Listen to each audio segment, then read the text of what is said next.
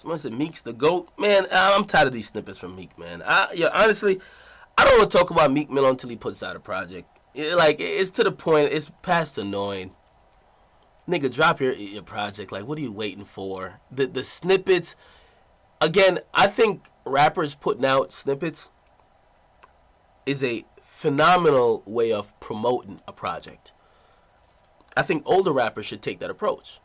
Again, people don't understand even sometimes the psychology of things. I'll give you an example. You see, when you hear a record, like, say a song leaks, and you just hear it on the internet, okay, you listen to it. You don't know what mood you're in. You're probably just sitting there, like, fucking in your boxes, just whacked off to some porn, some Chirac thotty getting donkey fucked. You listen to the music, you're like, okay, this is cool. Say you go to the club the same night. You go to the club the same night, the DJ's playing it. And the DJ's hyping it up. Yo, shout out to all the bad bitches, all my real niggas, all of that stuff. You see the bitches twerking, everybody's lit. You see everybody turning up. I guarantee you, I know this because I've seen it happen. I guarantee you like that song 10 times more. 10 times more. Because you then, you get a context and also an experience with the music. And also you see like, oh shit, yeah, it sounded cool, but now it's lit. Oh shit, this song is lit. It's a reason why people like Funkmaster Flex, people want him to break records. I mean, not as much anymore because you could put it out so easy, but people love when Funkmaster Flex break their records because Funkmaster Flex hypes it up to make it so great that you're like, damn, this shit might be lit. It's kind of lit. Again, it's a difference. You just whacked off to some porn, you're sitting in your boxes, you click, you see a notification, oh, it's a new song by the Migos. You listen to it, you're like, it's alright. You go to the club, they're rapping, oh shit, oh this shit lit. Look at all these hoes twerk.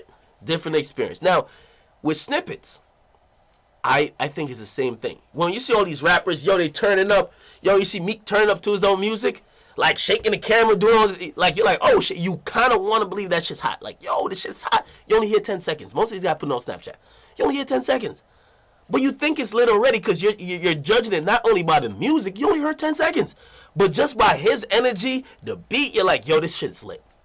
Right? So I think snippets are a phenomenal, fantastic way of promoting music. Okay? A lot of older artists, they don't do it. Some of them, they think they're on some high horse. They don't even like pushing or quote-unquote forcing their music down on people.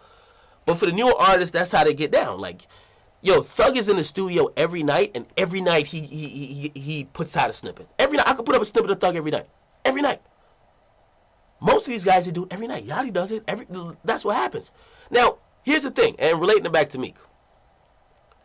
It's been too long, okay? We're hearing snippets to the point we're desensitized. We're hearing snippets to the point they all sound the same. We're hearing snippets to the point we're like, nigga, give us the fucking music. And we're hearing snippets to the point like, we're like, bruh, it's actually killing the experience more than making us hype. Because another thing snippets do, it gives you that anticipation. Uzi does it great. Uzi drops one snippet, he'll give you a minute long. Him turning up to the song, kind of dancing or whatever, and the song comes out a couple days later. And you're like, oh, yes, we got it. There's something in radio called,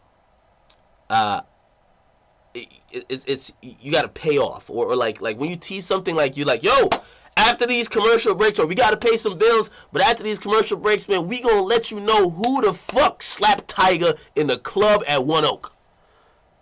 Right? People are going to sit through the commercial because they want to hear who slapped Tiger.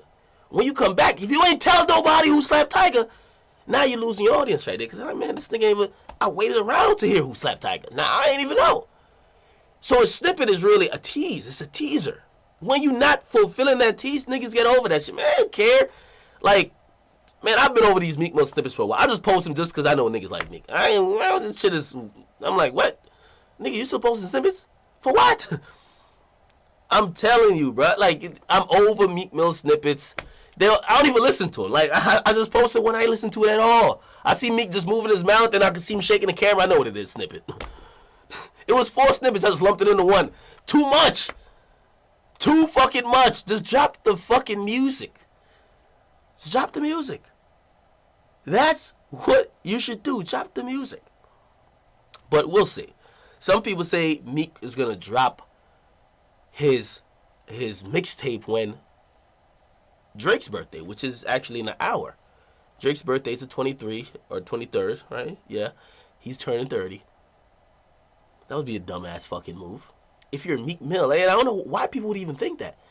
Meek cannot, Meek is this small artist, Drake is this. You can't compete with the biggest guy. Drake is most likely going to drop, I'm hearing a remix, but he's going to drop one song.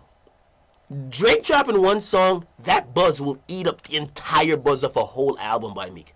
You don't need to compete with that guy anymore, and your career should not be about competing with Drake. Even if you diss Drake on your album or your tape, you shouldn't be trying to line up to compete with Drake. You can't.